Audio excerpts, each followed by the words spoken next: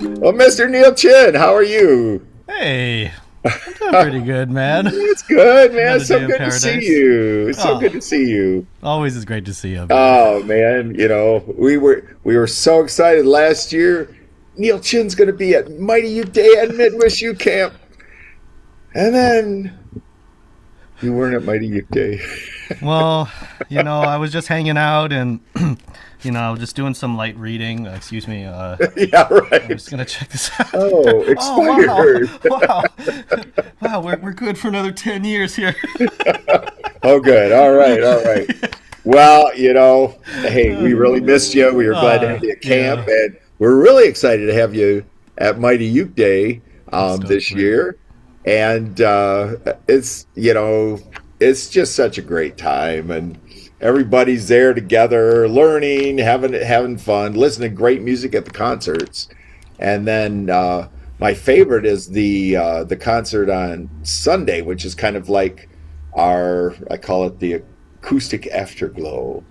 And Oh, afterglow. I like that. afterglow, it sounds very, very special. Ephemeral. But Nice, yes, yes. But it's cool because it's kind of laid back, and it's a little nice. more informal. And, Oh, I like that. you Yeah. guys just kind of have your own thing to do, but then you end up jamming with whoever. And Oh, that's heaven fun. forbid, I might get up and play a song. So you'll really be in, Hey. in trouble there. Kind of like we did at Reno there a couple years ago. I think we've done it But before. We've done it we before. have, we have. Well, that's one of the awesome things about you, Neil. I remember at Ashokan a couple years ago, where That's it just funny. became the running joke. It's like everybody got up, whether it was a regular teaching artist or open mic person or something. Yeah, open It's mic. like, Yeah. well, there's Neil. Neil's always played with them. Plays well with others. It's Neil Plays well Chin. with others. and, A and ham. No. then some guy got up and he was like, oh, wait, Oh, that's right. Neil's not here. Yeah, that's right. That's right. I Like, remember. well, he's, got to take a break now and Yeah, then. no, once in a while. Once in a while, he likes to. Yeah. So, No, love doing it. yeah, well, and, I mean, anybody that doesn't know you already, I think they could just tell by watching you in this interview what a positive spirit you are. Oh That's, yeah, yeah. you really are. And Oh, that's why I love you, man. no, I love you too, man. Um, Appreciate that. it's, uh, But at Mighty Uke Day, we were talking a little bit about the workshops you're going to teach, Yeah. and you've got some really cool ones like Hawaiian music. I've heard of Hawaiian music. I've heard of Jamaican music. I'm not quite sure what Hawaiian music Well, is. that might just be the hammer on the nail or what. I Yeah, mean, just briefly, I mean, we'll talk about it in the class, but Hawaiian music is a unique blend of basically reggae music in Hawaii. Side note: there's a really cool PBS documentary on it too, two-parter. Uh, but really, it's the music that I grew up with, and just it's one of the things when I get together with my buddies from back at home that grew up playing the ukulele. We go through these quote unquote standard tunes, and a lot of them, not saying all of them, but quite a few of them have this kind of like yeah, right? Kind of yep, reggae beat to it. Lyrics are, often very, fun and real cheesy and like, sure.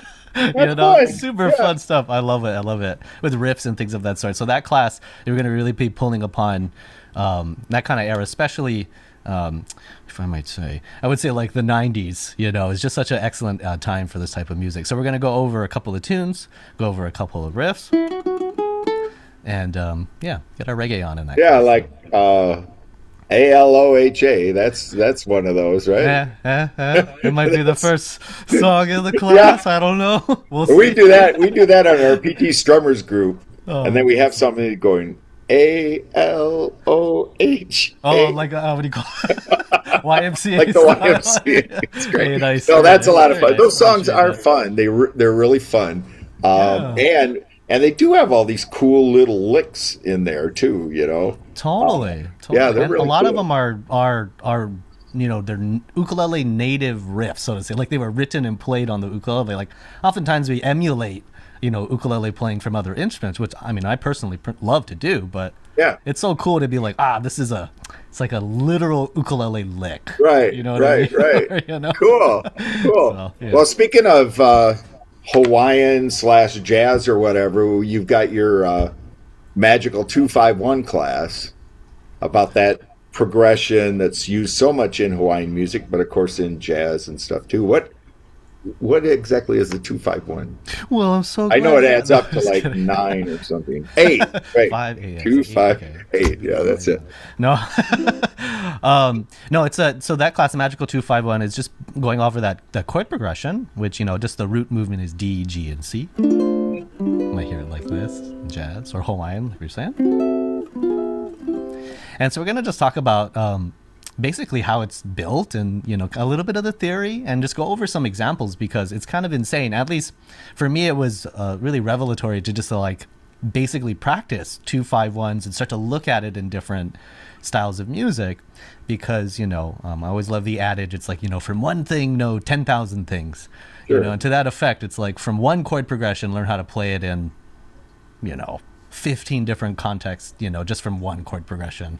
And this Right. one is, it seems like an infinite pool the more that you expand on it. So we're just going to continue to expand on it. And depending on how much time that we have, in the class, I always like to get a little weird at the end too and play some funky stuff, Cool. A little fun with the Well, chord and we were progressions. talking about your funky ukulele class. Too. Well, What a perfect segue. segue. What a segue. Oh, very nice, very nice. Okay, I gotta say, I love all the classes. No, I've very much loved teaching this class to funky ukulele, because basically I wrote down these 3 different arrangements, these basically for 4-part ukulele, of these kind of like inspired by Oh, tunes. wait a minute. Oh This no. happens every one. It's got, there we go. It's back. Hey, wow, let there be light. Hey, see? You had the spirit Right. already. So we're gonna basically break up into parts and just work on these different arrangements and see how deep of a pocket we can get. There's one that's like kind of like Watermelon Man inspired. Yeah. There's one that's like Meters, Sissy Oh, Strut cool. A inspired. little New Orleans kind of thing. Yeah. Yeah, Just, cool. just play it in parts. So it'd be super fun if you really want to get Yeah. funky. Oh, yeah. Yeah. We like being. East Lansing, Michigan is the center of funk in the great Uke State. So, Oh man, that's just so you know, Oh. I just made that up. But challenging. No, I'm just kidding. and then speaking of, I The mean, funk. this guy, he was funky in his own way. Was Django Reinhardt? He Oh, really, segues. Very nice. we, Very nice. folks, we segues. didn't practice this. But Just rehearsal. no, really, I mean, Django is yeah. just so cool. I remember listening so much of him and Stefan Grappelli, and you've got a minor swing class that kind of touches on a lot of that. That thing drives me crazy. Do that again.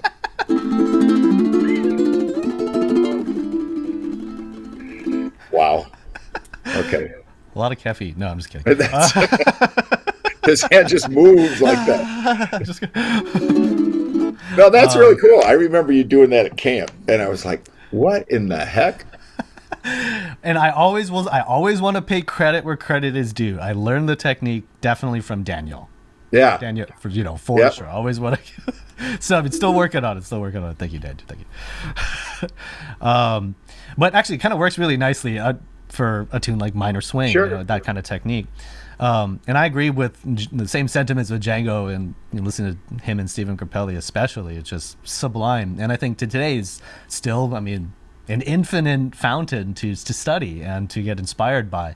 So we'll take the song Minor Swing, take a look a little bit at the head. It's kind of a simple one, actually, really. And, just kind of take a look at just kind of how the mechanics work, and then jump into the tune. Yeah. As far yeah. as improvising goes, and using the minor scale, too. I'm playing it Yeah. in minor. So, looking at little devices.